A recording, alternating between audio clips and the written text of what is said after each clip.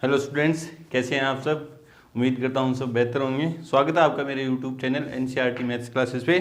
आज के वीडियो में हम हमारी एक्सरसाइज 5.3 को कंप्लीट करेंगे। क्वेश्चन नंबर 8 तक तो अपने प्रीवियस वीडियो में कर लिया था। क्वेश्चन नंबर 9 जो बोर्ड पे लिखा हुआ देखो क्या कह रहा है कि यदि किसी एपी के प्रथम 7 पदों का योग 49 है और प्रथम 17 पदों का योग 289 है तो n पदों का योग ज्ञात करो। ठीक है, आंसर में अपन ने देखा था कि एस एन के सूत्र क्या होते हैं। एस एन बराबर है n/2 2a plus n-1 into D. और एस एन का दूसरा सूत्र क्या होता है n/2 a प्लस an। ये वाला सूत्र कब लगता है? जब अंतिम पद दिया हो, an दिया हो। ये वाला कब लगता है? जब अंतिम पद नहीं दिया हो। अब क्वेश्चन को पढ़ेंगे, अप्रोच वही रहेगी, जो चीज़ दे रखी है वो लिखेंगे और उसका कोई सूत्र है तो सूत्र लिखेंगे। ठीक है, तो अभी क्वेश्चन में क्या दिया है? दिया है एपी में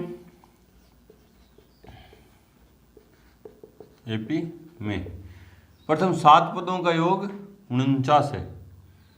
एस 7 बराबर कितना दे रखा है? 49। एस वाला सूत्र लगेगा इसमें। एस कौन सा लगेगा सर? अंतिम पद दे नहीं रखा तो कौन सा लगेगा? पहले वाला। तो n/2 पहले सूत्र लिखें, चूंकि सूत्र लिख रहा हूं पहले। n/2 2a plus n-1 into D बराबर क्या आता है? S N. बोले सर ये साइड इस तरफ लिख दी, ये साइड इस तरफ लिख दी, उससे कोई फर्क नहीं पड़ेगा। ठीक है, अब n का मान कितना है? 7। तो 7/2 2a प्लस 7 रखूंगा तो 6d बराबर 49। ये उधर जाएंगे तो पलट के गुना 2a प्लस 6d बराबर 49 गुना 2/7। 7 से काटा तो 7, तो 2a प्लस 6d बराबर 14। 2 का भाग जा रहा है पूरी समीकरण में तो दे देंगे a प्लस 3d बराबर 7। इससे मैं a का मान निकाल लेता हूँ, तो a बराबर 7 माइनस 3d समीकरण नंबर 1। 7 पदों का योग दे रखा था तो सही समीकरण बना ली। और क्या दिया है? 17 पदों का योग 289 है। एस 17 बराबर कितना दिया है? 289। ये सूत्र n की जगह 17/2 2a प्लस 16d। सूत्र में 17 रखूँगा, 17 माइनस 1 16d बराबर 289। तो 2a प्लस 16d बराबर 289 इंटू 2/17। 17 के पहाड़े में 17 34 17 17 7 119 17 बार। तो 2a प्लस 16d बराबर कितना है? 34। या लगा के देखो, 2 का भाग जा रहा है, a प्लस 8d 2 का भाग दूंगा तो पूरी समीकरण में दूंगा बराबर 17। a का मान समीकरण 1 से रख दूंगा। 7 माइनस 3d प्लस के 8d बराबर 17। कहाँ से लिखा आपने? 1 से। तो 5d बराबर उधर जाएगा तो 10, d बराबर 2। d का मान 1 में रख देंगे, 1 में रखने पर देखो ये क्या कहती है? a बराबर 7 माइनस 3 गुणा 2, 3 दूनी 6, तो a बराबर कितना आ गया? 1। ये भी आ गया, d भी आ गया। अब देखिए करना क्या है, क्या करना है? हमें n पदों का योग ज्ञात करना है। तो एस एन बराबर n/2 2a plus n-1 into D. n की जगह नहीं रखना है, 2 into a 1 plus n-1 into D. D की जगह कितना रखेंगे? 2। n/2 2 प्लस अंदर गुणा करूँगा तो 2n माइनस के 2, 2 से 2 कैंसिल, इस 2 से ये कट गया, क्या बचा? n into n, n square. n पदों का योग कितना आया? n square. ठीक है, बढ़ते हैं अपने अगले क्वेश्चन की तरफ। उससे पहले वीडियो को रोकें और नोट करें।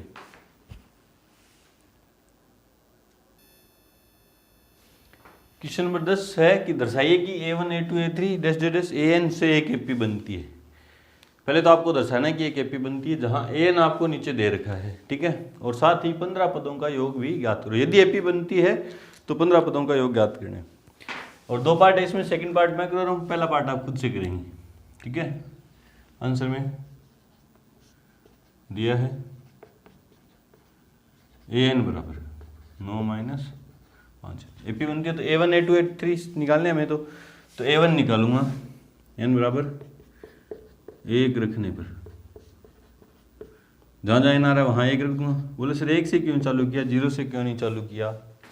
क्योंकि AP में n क्या होती है, प्राकृत संख्या, और प्राकृत संख्याएं कहाँ से चालू होती हैं, 0 से चालू, सॉरी 1 से चालू होती है, तो हमने 1 से 1 रखा है n का पहला मान। तो A1 जहाँ जहाँ n आ रहा है वहाँ 1 रख दूंगा, 9 - 5 गुणा 1, तो A1 क्या मान कितना आया, 4, 5 1 1 5, 9 में से 5 गए तो 4, n बराबर 2 रखने पर, तो A2 यहाँ 2 रखूँगा, A2 9 - 5 गुणा 2, 5 दूनी 10, 9 में से 10 गए तो -1, n बराबर 3 रखने पर, A3 9 - 5 गुणा 3, 5 3 15, 9 में से 15 गए तो -6,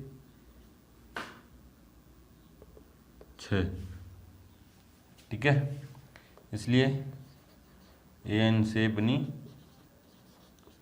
सूची क्या आई, 4, 1, -6 अब सूची है ये, पहले तो इसको दर्शाना है कि AP है या नहीं है, और AP है तो 15 पदों का योग ज्ञात करेंगे। अब AP ज्ञात करने के लिए हम, AP दर्शाने के लिए हम क्या करते हैं, क्रमागत पदों का अंतर निकालते हैं, चूंकि A2 - A1 मतलब 1 - 4 तो -3, A3 - A2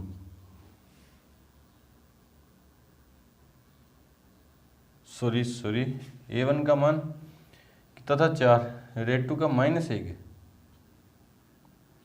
-1 देखो -1 है, तो -1 -4 कितना है, -5, और A3 की जगह -6 माइनस सूत्र में, फिर A2 का मान कितना, -1, तो प्लस का 1, तो कितना है -5। तो देखो क्रमागत पदों का अंतर समान है, इसलिए दी गई सूची AP है, क्योंकि A2 - A1 बराबर A3 -A2 बराबर -5 बराबर D, और इसको हमने मान लिया, इसलिए n से एक AP बनती है, जहाँ A मतलब प्रथम पद कितना है AP का 4, और D कितना है -5, और कितने पदों का योग ज्ञात करना है, 15 पदों का, तो n का मान कितना है 15।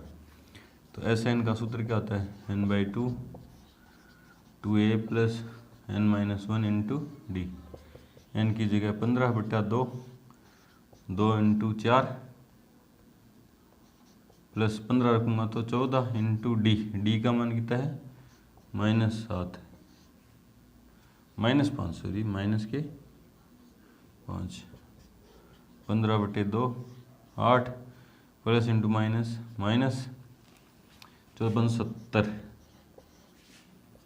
तो 15/2 इंटू -68 62, 70 में 60 गए तो -62, 2 के पढ़े में -31, 15 को 31 से गुणा किया तो 15 × 15 -465, कितने पदों का योग, 15 पदों का योग। इस तरह से करते हैं क्वेश्चन।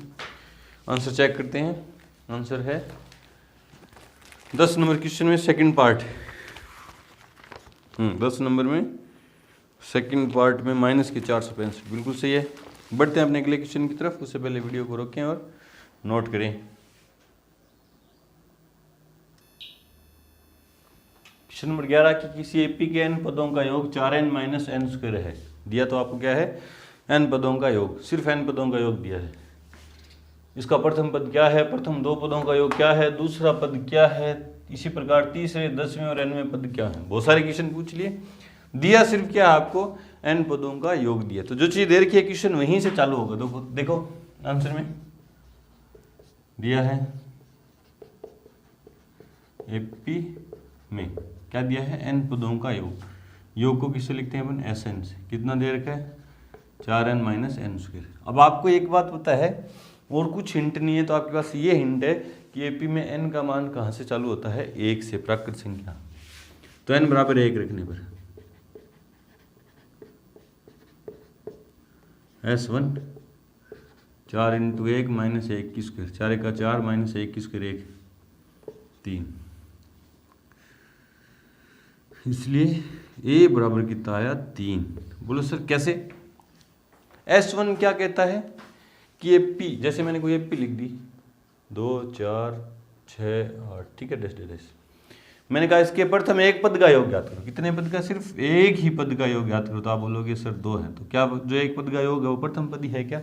हाँ, तो मतलब आप क्या समझे कि AP में अगर एक पद का, प्रथम एक पद का योग दे रखा है तो वो क्या दिया होता है आपको? A ही दिया होता है, ठीक है। n बराबर 2 रखने पर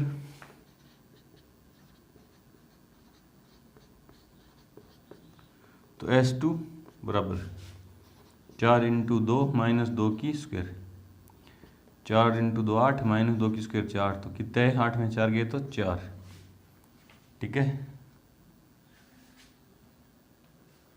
हाँ, तो दो पदों का योग कितना आ गया? 4 आ गया। प्रथम पद क्या है? जो 3 है। दो पदों का योग क्या है? जो 4 है। दूसरा पद क्या है?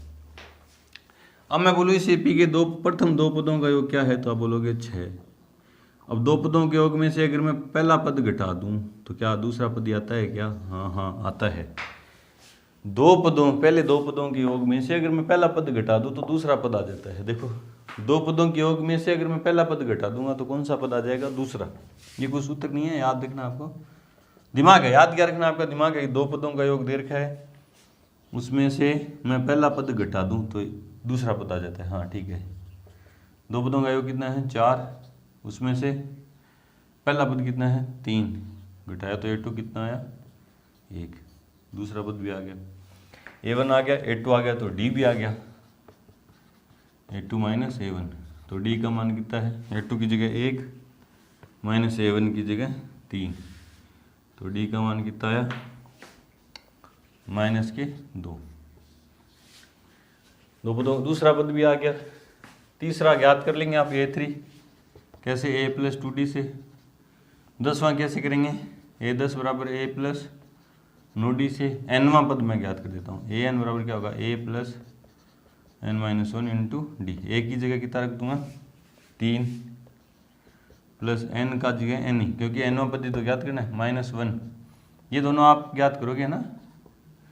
डी का मान कितना है? माइनस के 2। देखो फिर 3 माइनस 2 का अंदर गुणा किया, माइनस 2 को प्लस n से किया तो माइनस के 2n, minus into minus plus के 2, तो 3 प्लस 2 कितने हो गए? 5 माइनस के 2n, तो nवां पद क्या आया?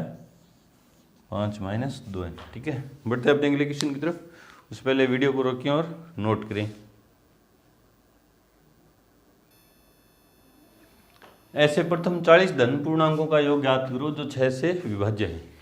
प्रथम 40 धन पूर्णांक कहाँ से चालू होते हैं? 1 से। और मुझे कौन से वाले धन पूर्णांक चाहिए? धन पूर्णांक कौन से चाहिए? जो 6 से विभाज्य हो। तो पहला धन पूर्णांक जो 6 से विभाज्य होगा, प्लस वाली पहली संख्या कौन सी है जो 6 से विभाज्य होगी? तो आप बोलोगे 6। आंसर में प्रथम पूर्णांक,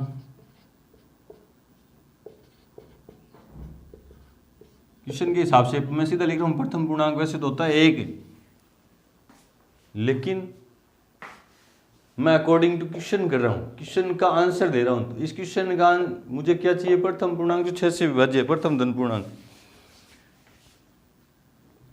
पूरा लिख देते हैं, चलो।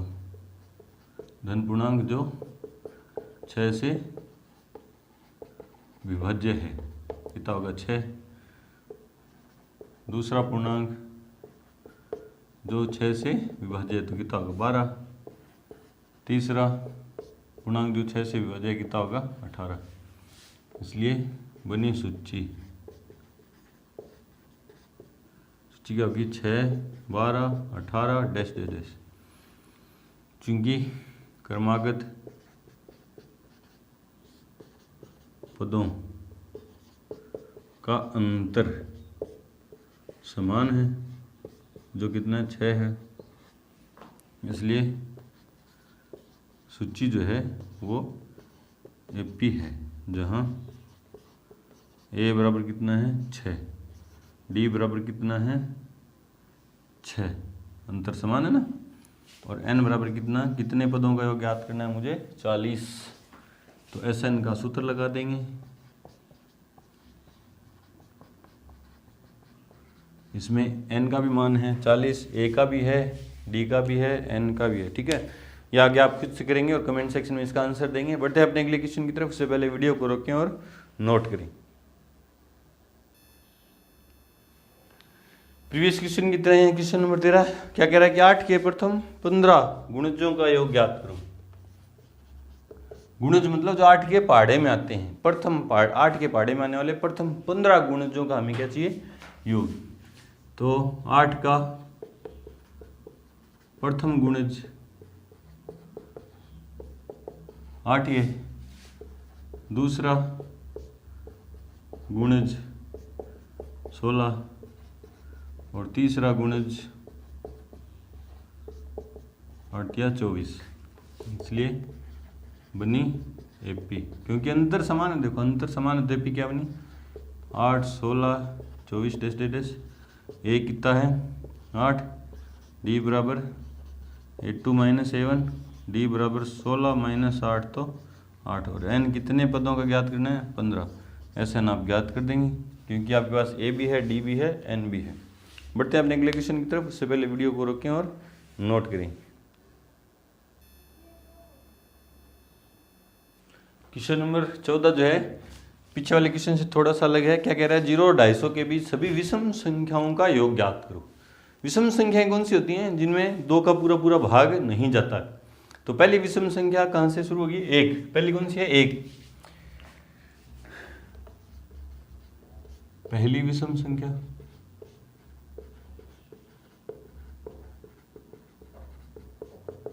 1। 0 और 250 के बीच पहली कौन सी होगी, 1। दूसरी विषम संख्या 3। तीसरी विषम संख्या कितनी होगी, 5। और अंतिम विषम संख्या 0 और 250 के बीच में जो अंतिम विषम संख्या वो है तो कौन सी होगी, 249। ठीक है, विषम संख्या तो पता होगी ना आपको। इसलिए विषम संख्याओं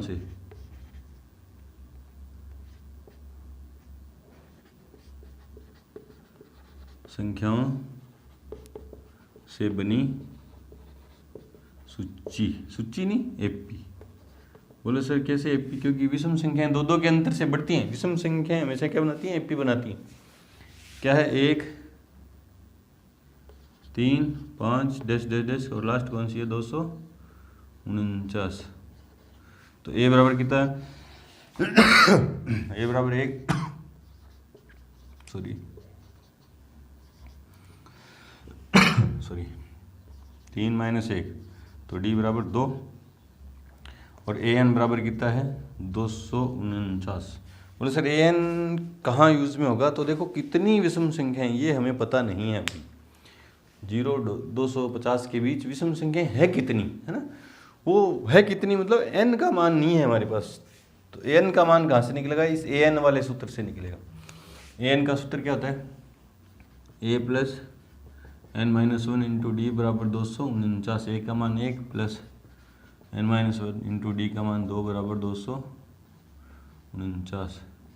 तो एन माइनस 1 इंटू 2 बराबर 248, एक उधर गया माइनस में, तो एन माइनस 1 2 का भाग देंगे तो 124। तो एन बराबर कितना है, 125। इसलिए S N n/2 a plus A N क्यों सर, क्योंकि ए एन है मेरे पास, इस एपी में अंतिम पद है तो ये वाला सूत्र लगा देंगे, वो भी लगा देंगे। जरूरी नहीं है इसमें ये लगाएं, दूसरा सूत्र भी लगा देंगे। एन पद नहीं है तो सही, लेकिन नहीं है वाला अगर आप लगाते हो तो वो भी, उससे भी इसका आंसर आ जाएगा। तो 125/2 ए प्लस ए एन कितना था, 249। हाँ, तो 125 इंटू 250/2 तो 1 2 5, 125 इंटू 125 12, तो 25 12 इंटू 13, 13 दूनी 26, 13 2 15, 15 625। SN, N की जगह आप कितना रख सकते हो, 125 भी दिखा सकते हो यहाँ पे। तो 0 और 250 के बीच की विषम संख्या होगा जो कितना है 15,625। ठीक है, बढ़ते हैं अपने अगले क्वेश्चन की तरफ। उससे पहले वीडियो को रोकें और नोट करें। अब आगे क्वेश्चन नंबर 15 से लेके क्वेश्चन नंबर 20 तक जितने भी क्वेश्चन है मैं बोर्ड पे नहीं लिखूंगा क्योंकि बहुत बड़े बड़े क्वेश्चन है। बोर्ड पे लिखूंगा तो पूरा बोर्ड ही भर जाएगा। ठीक है, आई होप कि आपके पास बुक होगी, आप बुक में साथ के साथ देखें। ठीक है, तो पढ़ते हैं कि क्वेश्चन नंबर 15 क्या कह रहा है। देखो, निर्माण कार्य से संबंधित किसी ठेके में एक निश्चित तिथि के बाद कार्य को विलंब से पूरा करने के लिए जुर्माना लगाने का प्रावधान इस प्रकार है। मतलब कोई ठेका दे दिया और बोले इतने दिन में काम पूरा कर दे, अगर पूरा नहीं करेगा तो इस तरह से जुर्माना लगेगा। किस तरह से वो बता रहे हैं। पहले दिन के लिए 200 रुपये, दूसरे दिन के लिए 250, तीसरे दिन के लिए 300, इस प्रकार उत्तरोत्तर दिन के जुर्माना ठीक पहले के जुर्माने से 50 रुपये अधिक है। मतलब 50 पहले दिन के 50 रुपये, उसके बाद 50-50 रुपये बढ़ते जाएंगे। एक ठेकेदार को जुर्माने के रूप में कितनी राशि अदा करनी पड़ेगी यदि वह इस कार्य को 30 दिन में पूरा करता है। पहले दिन का जुर्माना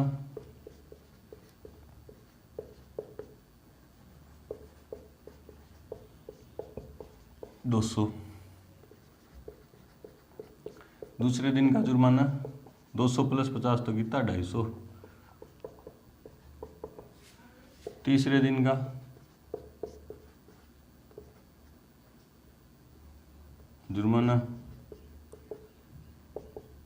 300 रुपये, 50-50 रुपये बढ़ते जाएंगे। इसलिए बनी सूची किससे बनी, जुर्माने से बनी सूची। 200, 250, 300 डैश यूँ बढ़ते जाएंगे।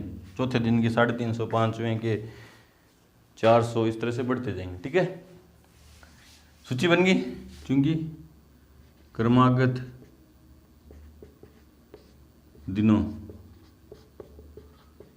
का जुर्माने क्रमागत दिनों के जुर्माने का अंतर समान है।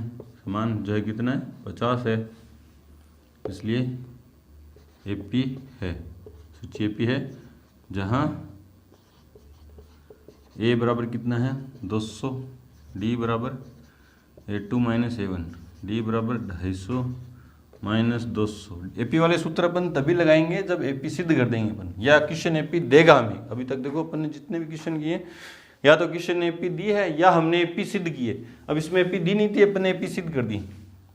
तो डी बराबर क्या आ गया 50।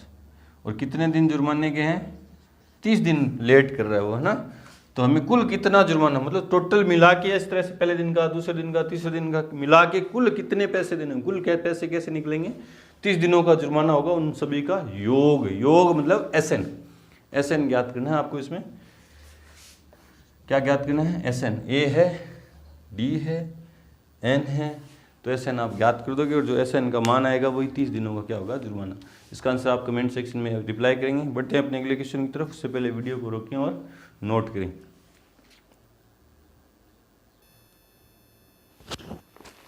क्वेश्चन नंबर 16 क्या कह रहा है कि किसी स्कूल के विद्यार्थियों को उनके समग्र शैक्षिक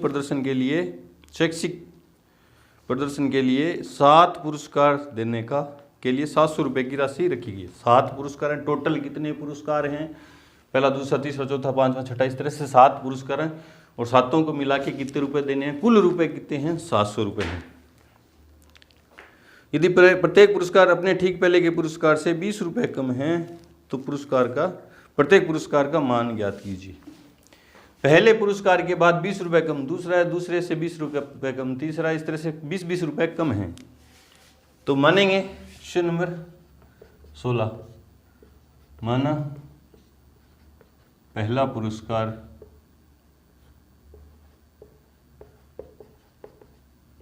बराबर x मान लिया, दूसरा पुरस्कार इससे 20 रुपये कम है मतलब x - 20, तीसरा पुरस्कार बराबर x, इसमें से और 20 कम करूँगा तो x - 40। इसलिए बनी सूची, किससे बनी सूची, प्रत्येक पुरस्कार से बनी सूची। X, x minus 20, x minus 40 dash dash dash यूँ कम होती जा रही, क्योंकि प्रत्येक क्रमागत पुरस्कारों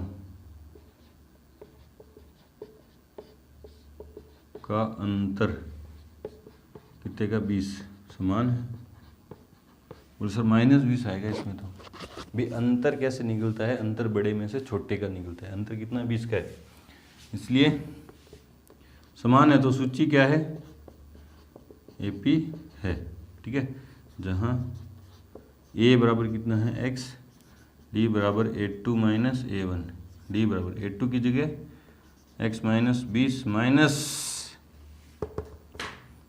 x कैंसिल, तो D बराबर कितना है माइनस के 20, ठीक है।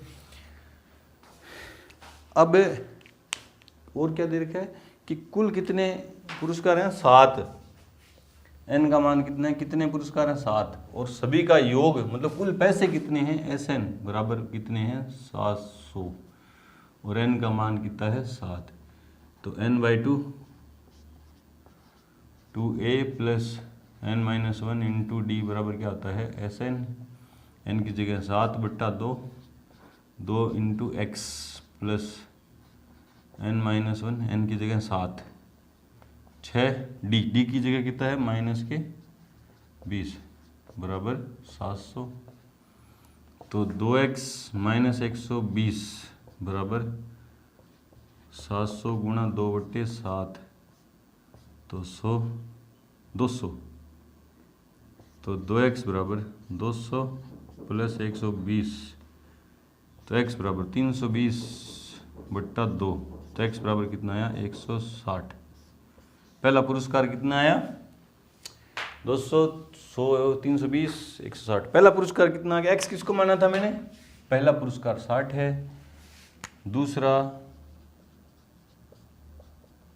पुरस्कार 160 माइनस 20 तो 140, इसी तरह तीसरा, चौथा, पांचवा, छठा, सातवां आप सारे निकाल देंगे, ठीक है। बढ़ते हैं अपने अगले क्वेश्चन की तरफ, उससे पहले वीडियो को रोकें और नोट करें।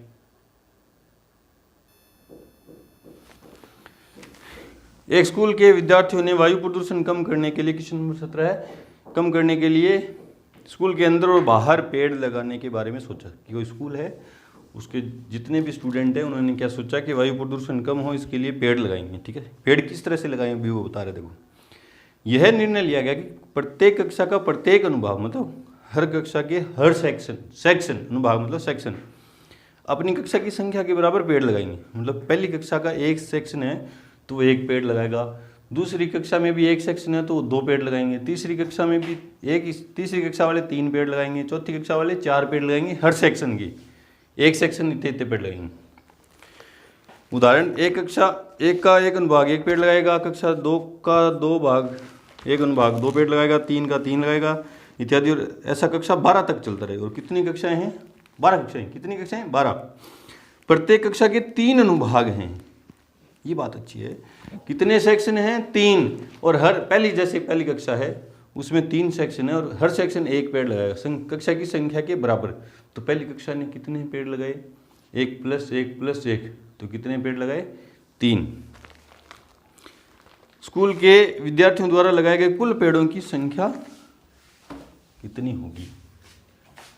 कक्षा 1 के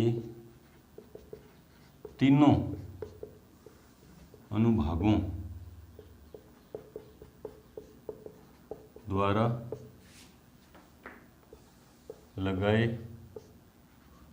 कुल पेड़, तो 1 + 1 + 1, तो कितने, 3 कैसे, हर कक्षा 1 है तो एक सेक्शन 1 ही पेड़ लगाएगा, और सेक्शन कितने हैं, 3 सेक्शन है तो 3 पेड़ हो गए ना, 1 + 1 दूसरा सेक्शन, 1 तीसरा सेक्शन, तो 3 पेड़। कक्षा 2 के तीनों अनुभागों द्वारा लगाए गए कुल पेड़, तो 2 + 2 + 2, तो 6। कक्षा 3 के तीनों अनुभागों द्वारा लगाए गए पेड़, तो 3 + 3 + 3 तो 9 पेड़। इसलिए लगाए गए पेड़ों, किसके द्वारा लगाए गए पेड़ों से, कक्षा के सभी अनुभागों द्वारा लगाए गए पेड़ों से बनी सूची। सूची क्या है, 3, 6, 9 डैश डैश डैश। ठीक है, चूंकि क्रमागत पदों का अंतर समान कितना है, 3 है, इसलिए सूची एपी है, जहां ए बराबर कितना है 3, डी बराबर A2 - A1, तो डी बराबर 6 - 3, तो डी बराबर कितना है 3, और एन कितना है 12। एन का मान 12 कैसे सर, क्योंकि कितनी कक्षाएं हैं, 12 कक्षाएं हैं, तो एन का मान 12। ए भी है, डी भी है, एन भी है, एस एन आपको क्या करना है, ज्ञात करना है, जो आप आंसर निकाल के कमेंट सेक्शन में इसका क्या करेंगे, रिप्लाई करेंगे। ठीक है, बढ़ते हैं अपने अगले क्वेश्चन की तरफ। वीडियो को रोकें और नोट करें।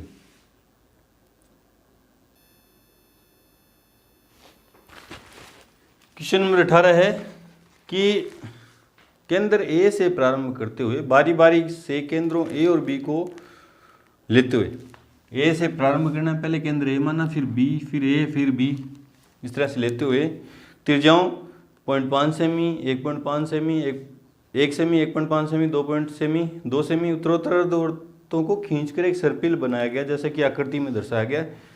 13 क्रमागत अर्धवृत्तों से बने सर्पिल की कुल लंबाई का, कितने अर्धवृत्त हैं, 13। देखो कैसे, पहले ए को केंद्र माना, तो यहां से ये त्रिज्या ली मैंने 0.5 और एक अर्धवृत्त बना दिया। ठीक है, अर्धवृत्त बनाते ही केंद्र बी लिया मैंने, और उस आगे वाले अर्धवृत्त की त्रिज्या 1 ली, इस वाले अर्धवृत्त की त्रिज्या कितनी है 1 सेमी, तो एक अर्धवृत्त यूं बना दिया।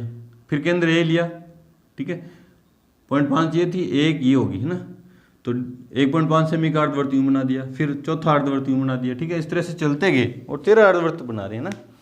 इन 13 अर्धवृत्तों से बनी जो कुल लंबाई है, ऐसा जो आकृति बनेगी 13, 1, 2, 3, 4, 5, फिर 6, 7, 8, 9, 10, 13 तक की जो लंबाई है वो हमें कुल लंबाई ज्ञात करनी है। तो अर्धवृत्त की, पूरे वृत्त की परिधि क्या होती है,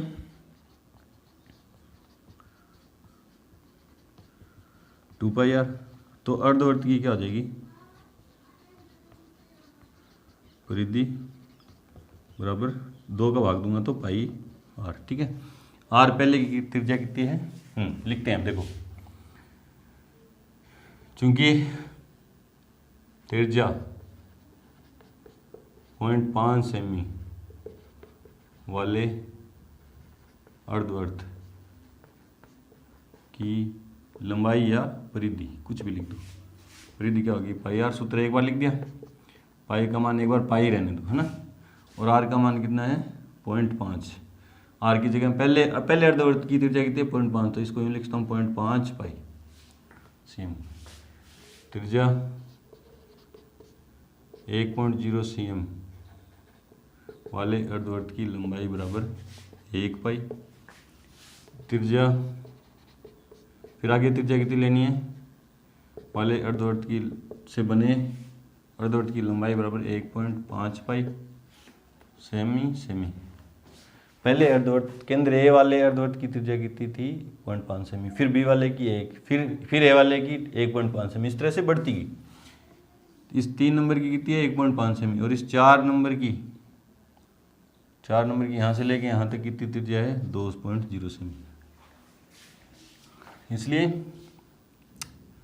प्रत्येक, इसलिए बनी सूची, सीधा लिख दो, बनी सूची। सूची किससे बनी, प्रत्येक क्रमागत अर्धवृत्तों की लंबाइयों से बनी सूची। सूची क्या है 0.5 पाई, 1 पाई, 1.5 पाई, डैश डैश डैश डैश। देखो घटा के देखते हैं, चूंकि A2 - A1, A2 की जगह पाई माइनस 0.5 पाई, पाई में से 0.5 पाई जाएंगे तो 0.5 पाई रहेंगे। A3 - A2, 1.5 पाई में से कितने जाएंगे पाई। देखो सर ये घटते कैसे हैं, देखो घटते ऐसे हैं कि पाई कॉमन ले लूँगा, 1.5 में से 1 जाएगा तो 1 बचे, 0.5 बचेंगे। इस तरह से घटते हैं। कैसे घटते हैं? पाई को कॉमन लेके घटेंगे, ठीक है ना। आप सोच रहे हो सर कैसे? देखो ऐसे 1.5 पाई माइनस 1 पाई, तो पाई कॉमन आ गया, यहाँ 1.5 माइनस 1, 1.5 में से 1 जाएगा तो कितने बचेंगे? 0.5 और पाई। इस तरह से घटते हैं ना।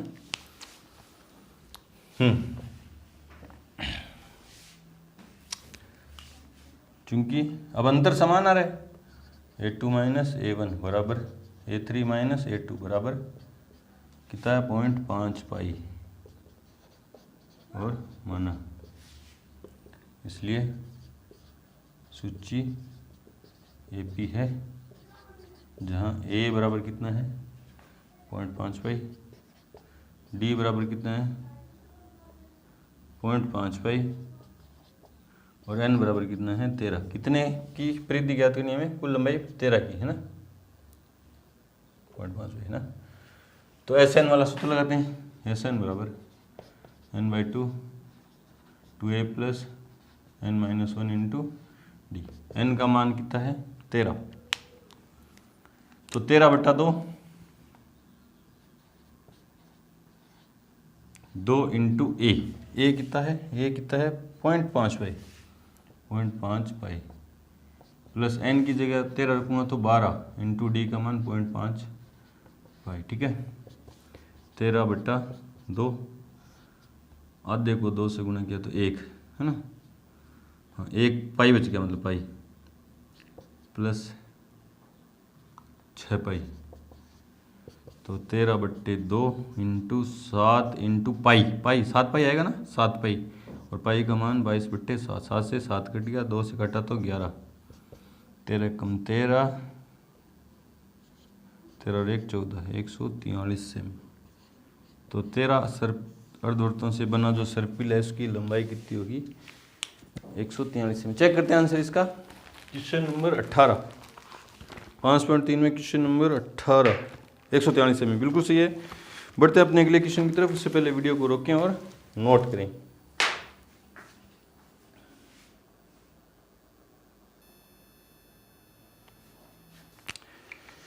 क्वेश्चन नंबर 19 देखो क्या कह रहा है। 200 लट्ठों को डेयरी के रूप में इस प्रकार रखा जाता है। सबसे मतलब टोटल कितने रस्से हैं?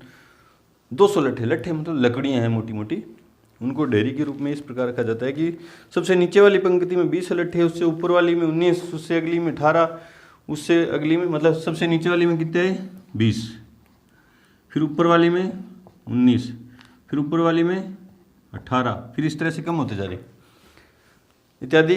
ये 200 लट्ठे कितनी पंक्तियों में रखे जा सकते हैं? सबसे ऊपरी पंक्ति में कितने लट्ठे?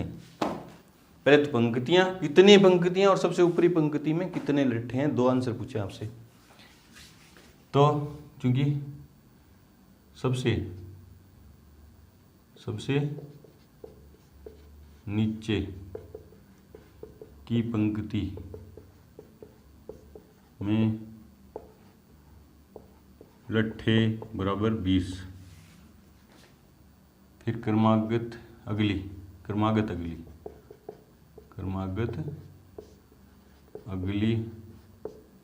पंक्ति में लट्ठे बराबर 19, क्रमागत फिर अगली पंक्ति में, अगली तीसरी पंक्ति में लट्ठे बराबर 18, इसलिए क्रमागत पंक्तियों में रखे लट्ठों से बनी सूची कितनी होगी? 20, 19, 18 डैश डैश डैश डैश, ठीक है। यूँ ऊपर जमाते जाएंगे। सबसे लास्ट पंक्ति मान लो ये, इस पंक्ति में कितने लट्ठे हैं वो आपको ज्ञात करने हैं, और ये पंक्ति कौन सी है, ठीक है। हाँ तो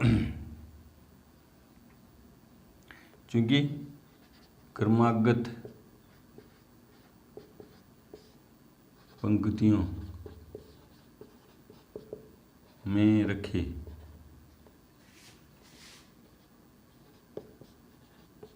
लट्ठों की संख्या का अंतर समान है, समान कितना है, 1 है, इसलिए सूची AP है।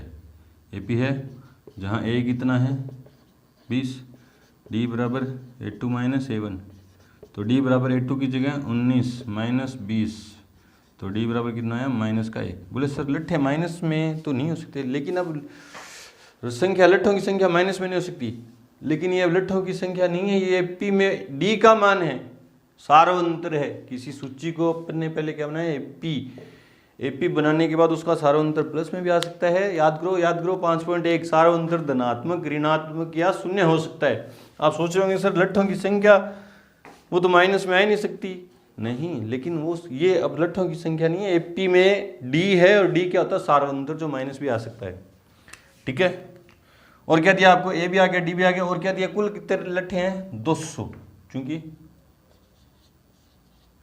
कुल लट्ठे कितने हैं 200 है। 200 मतलब SN का मान कितना है 200। SN वाला सूत्र लगाएंगे,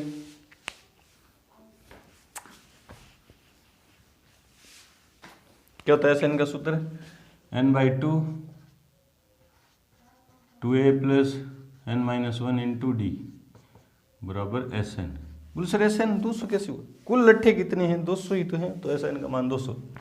n का मान मुझे पता नहीं, 2 इंटू A का मान 20 प्लस n का मान पता नहीं है, और D का मान कितना है माइनस का 1 बराबर 200।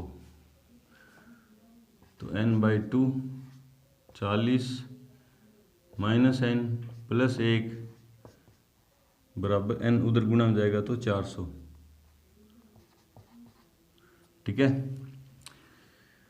तो n माइनस n आगे आ गया प्लस के 41 बराबर 400, n को अंदर मल्टीप्लाई किया तो n स्क्वायर माइनस के प्लस के 41 n माइनस 400 बराबर 0। ठीक है,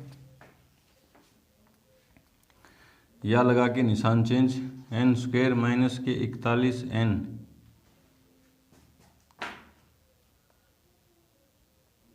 प्लस के 400 बराबर 0।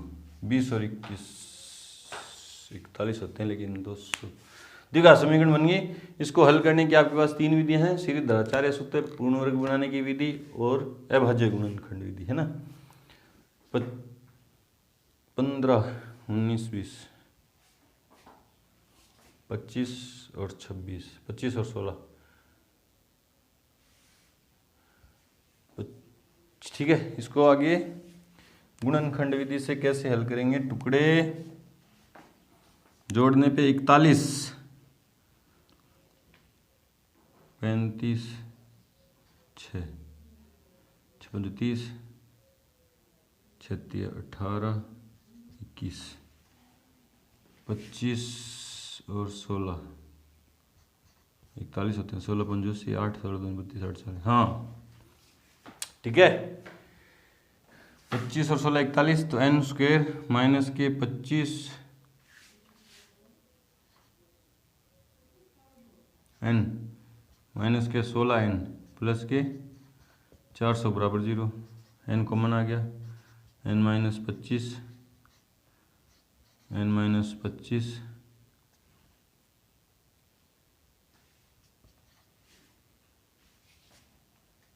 बराबर 0, ये माइनस 16, 16, ठीक है, n माइनस 25 और n माइनस के 16, तो n के दो मान आए 16 या 25, दोनों मान संभव है ना। ठीक है, दोनों मान संभव, चेक करते हैं, एक बार चेक करते हैं क्या आंसर सही है क्या। n के दो मान या तो 16 पंक्तियां या 25।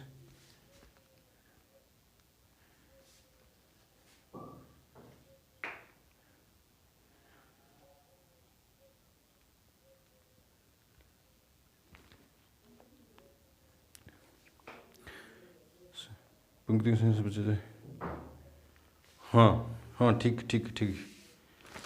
है, तो n के दो मान आई, मतलब या तो 16 पंक्तियां हो सकती हैं या 25। एक बार के लिए मैंने सोचा, ऐसा क्यों सोचा कि मैंने कहा 20 है लट्ठों की संख्या, 20 19 इस तरह से घटती जा रही है और 25 भी पंक्तियां हो सकती है 16 भी, क्योंकि n का मान प्राकृत संख्या होता है जो 16 भी हो सकता है और 25 भी हो सकता है। तो अब डिसाइड कैसे करें कि सर n का मान ये है 16 या 25? तो देखते हैं हमें और क्या ज्ञात करना है। सबसे ऊपरी पंक्ति में मतलब an भी ज्ञात करना है, ऊपरी पंक्ति में लट्ठों की संख्या।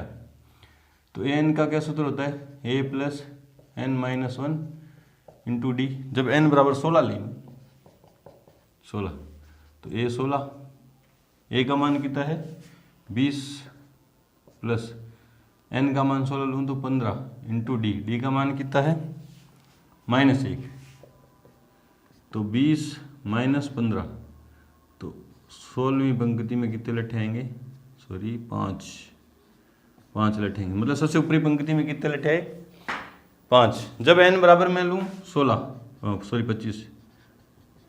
25 लूँ तो a 25 क्या हो जाएगा देखो, मतलब सबसे n का मतलब क्या है, सबसे ऊपरी पंक्ति में लट्ठे। पहली पंक्ति में देखो 20 है, फिर दूसरी में 19 है, फिर 18 है, फिर 17, फिर 16। सबसे ऊपरी पंक्ति में कितने लट्ठे हैं? पंक्तियां या तो 16 हो सकती हैं या 25 हो सकती हैं। अब जब पंक्तियां 16 है तो सबसे ऊपरी पंक्ति में कितने लट्ठे हैं 5। अब जब 25 है तो देख रहे हैं, देखो एक ही जगह 20 माइनस यहाँ n की जगह 25 रखूँगा तो प्लस 24 इंटू -1, तो 20 माइनस 24 तो माइनस के 4। मतलब अगर 25 पंक्तियां होंगी तो सबसे ऊपरी पंक्ति में -4 लट्ठे होंगे। ये इसने क्या बोला कि जब पंक्तियां 16 होंगी तो सबसे ऊपरी पंक्ति में 5 लट्ठे होंगे, और जब पंक्तियां 25 होंगी तो सबसे ऊपरी पंक्ति में -4 लट्ठे होंगे। लट्ठों की संख्या है जो माइनस नहीं हो सकती, क्योंकि लट्ठों की संख्या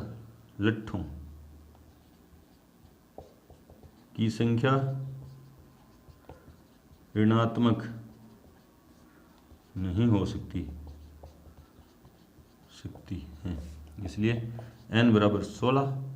मतलब पंक्तियां कितनी हैं 16 पंक्तियां, और सबसे ऊपरी पंक्ति में कितने लट्ठे हैं 5 लट्ठे। ये आंसर ठीक है। अच्छा क्वेश्चन था। बढ़ते अपने अगले क्वेश्चन नंबर लास्ट की तरफ। उससे पहले वीडियो को रोकें और नोट करें।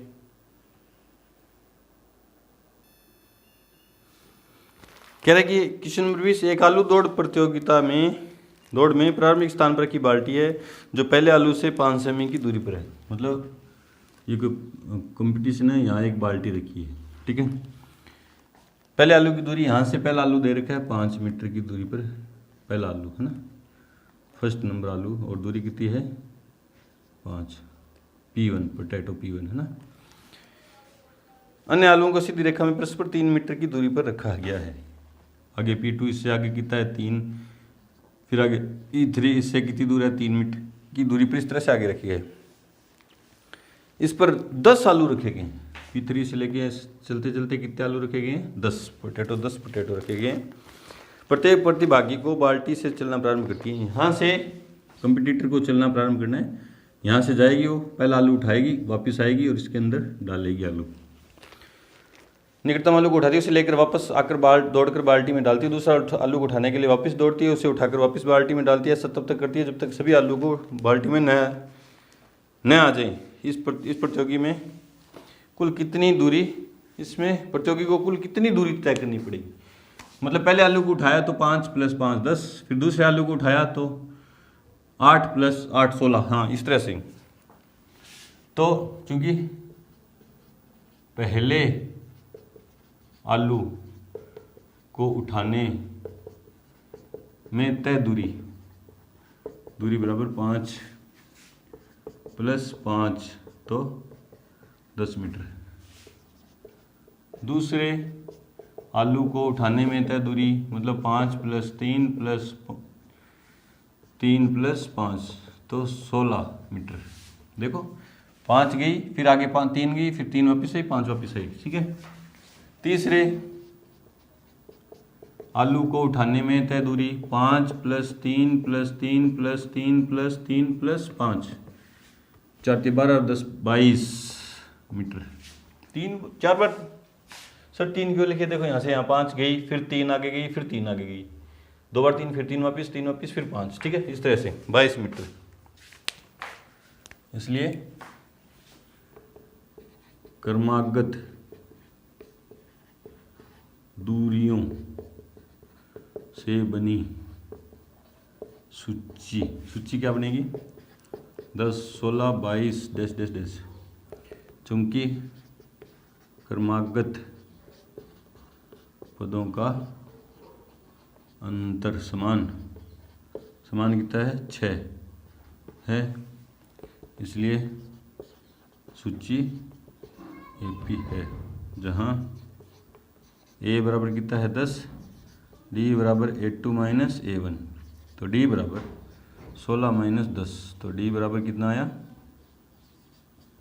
6 मीटर। मीटर नहीं, एपी में मीटर सेंटीमीटर कुछ नहीं।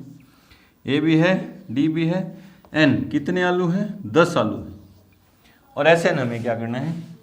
ज्ञात करना है। n/2 2a plus n minus 1 into D, 10/2, 2 into 10 plus n की जगह 10 रखूँगा तो 9 इंटू डी का मान कितना आया? 6, तो 5, 10 में 2 का भाग दिया 5, 20 प्लस 54, ठीक है, हाँ 6, 54, तो 5 इंटू 74, 74, 5 चौका 20, 37, मतलब 10 आलुओं को उठाने में उसे कुल कितनी दूरी तय करनी पड़ेगी? 370 मीटर की दूरी तय करनी पड़ेगी। देखते हैं आंसर। 370 मीटर बिल्कुल सही है। यहाँ पे आके हमारी एक्सरसाइज 5.3 कंप्लीट हुई और इसके साथ चैप्टर हमारा 5 एपी भी समांतर से भी कंप्लीट हुआ। मिलते हैं अपने नए वीडियो के साथ, नई एक्सरसाइज, नया चैप्टर समरूपता के साथ। तब तक के लिए गुड लक, थैंक यू।